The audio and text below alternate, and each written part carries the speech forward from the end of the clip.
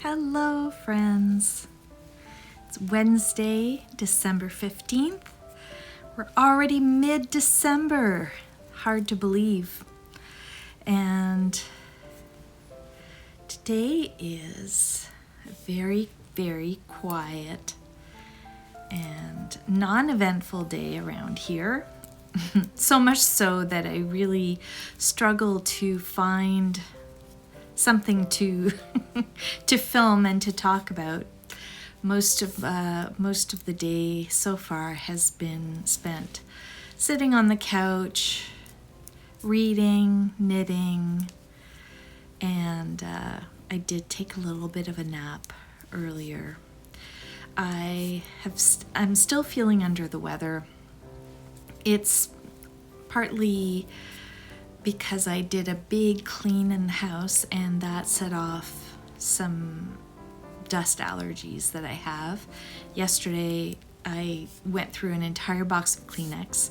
Don't worry, it's definitely allergies and not COVID. And just my general low energy is my thyroid. That's, it's still an ongoing battle for me, and I have an appointment with my endocrinologist soon, so hopefully we'll be able to talk about what's going on. But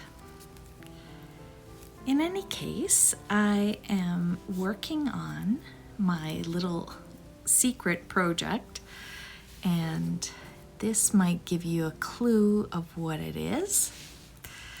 It's a pattern that I worked on as part of a workshop when I went to Wool Scouts, which is a knitting retreat that Sarah Hunt of Fiber Trek organizes. And so I taught how to make little woolen mushrooms. And they are based on actual species of mushrooms. So right now I'm just making a button mushroom, but I also have a pattern for a fly agaric, for a porcini, chanterelle, trying to remember some of the other ones. Anyway, I am hoping to develop these patterns into a self-published little book. And my intention is to have each pattern written out so that you could reproduce them exactly if you follow the pattern. But it would also include a general recipe and tips on how to modify and do different things to basically create your own mushroom shapes. And my idea was to sort of marry my knitting as well as my natural history background. So for those of you who don't know, I work at a natural history museum, and I basically write all of the content that is in an exhibition. So I write the labels, I write the scripts for the videos and animations that we have in exhibits. I help curate the objects. I develop interactives in the exhibitions. So basically any kind of information that the visitors come across, I'm the one who writes that text. And so I have a very generalized knowledge of natural history. I don't have any specialty in one subject. I'm kind of a bit of a Jill of all trades when it comes to natural history. I know a little bit about a lot of things, but not a lot about one thing.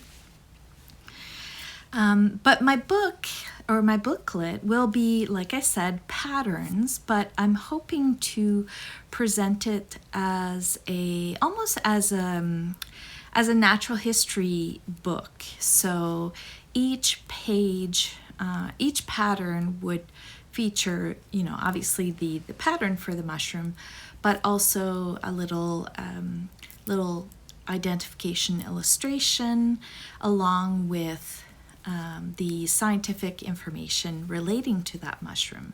So a little bit like an identification guide, if you will.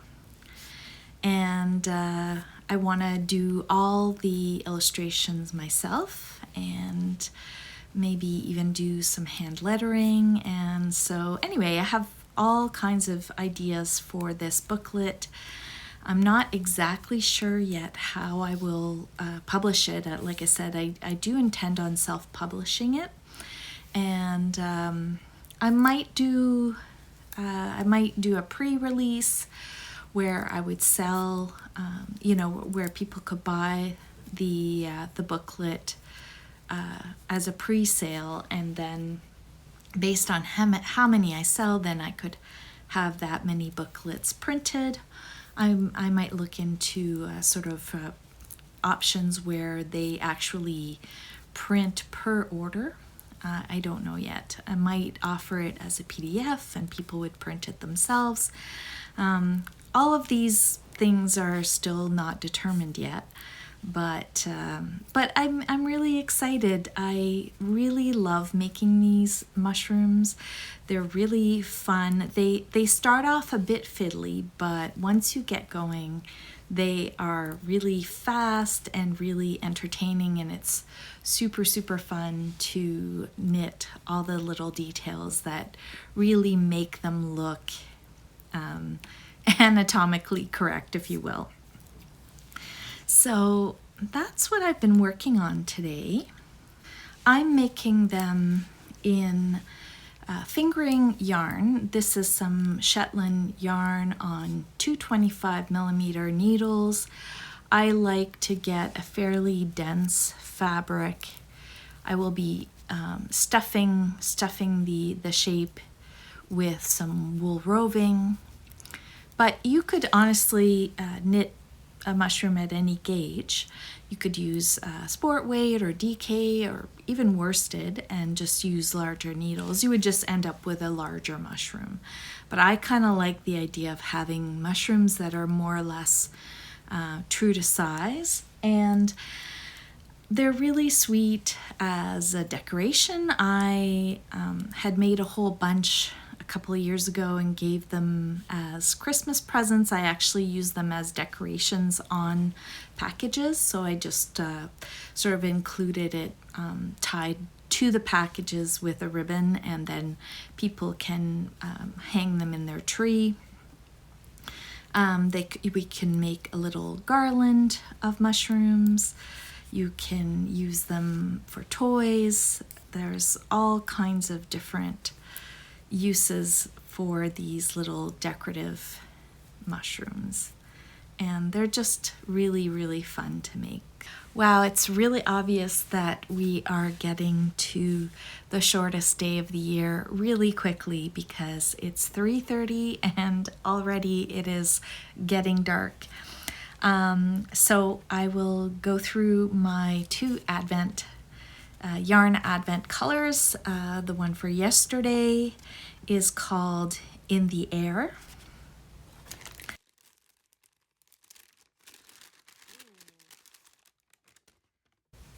It's a beautiful tealy green with some quite dark teal bits. Very lovely. And then number 15 for today is called Sweet Dreams.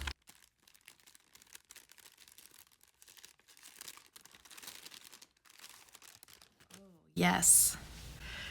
This one kind of ties a lot of the other colors, so it's got the peach, and then the pale is, it's hard to tell, but it is kind of a very delicate pale blue that's leaning a bit teal, so it's sort of recalling the color here and a lot of the peachy skeins that I've had here. I don't know, maybe there, yeah, you can see that that's kind of a blue and not a cream, and it's very pretty. I think this one, like some of the other ones, it will stripe quite strongly because it feels like the way it was dyed, it probably half the skein was dyed peach and half the skein was dyed a pale blue. Very pretty. Yes, those are lovely together. I did work on Marcel's sock today, the first one. So I've got the original cast on. I kept some of the ribbing and then snipped a stitch and unraveled the yarn around to pick up the stitches and then just start a plain, not ribbed section that will be the foot. So it'll be shorter and it won't be ribbed, so it should be a lot easier to get on his feet. So I'll be working on that. And I don't know, tonight I don't know that we have any major plans. We will probably just have an early dinner, and I might get my quilt pieces together with the batting and the backing and start pinning it so that I can start with some of the hand quilting. That will be it for me today. I hope that you also have a nice relaxing evening, and I will talk to you tomorrow.